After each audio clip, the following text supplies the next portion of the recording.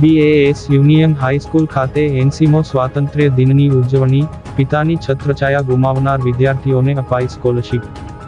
ભરૂચ શહેર અને જિલ્લામાં 80મા સ્વાતંત્ર્ય દિનની રાષ્ટ્રપ્રેમ અને ઉત્સાહ સાથે ઉજવણી કરવામાં આવી હતી।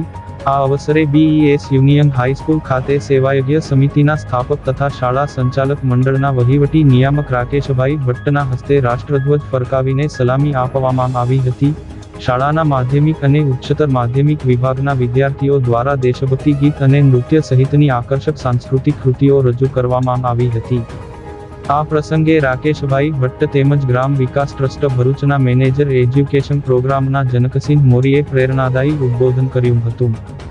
કાર્યક્રમ દરમિયાન ધોરણ 1 થી 8માં અભ્યાસ કરતા અને પિતાની છત્રછાયા ગુમાવી ચૂકેલા 14 જેટલા વિદ્યાર્થીઓને ગ્રામ વિકાસ ટ્રસ્ટ દ્વારા સ્કોલરશીપ અર્પણ કરવામાં આવી હતી।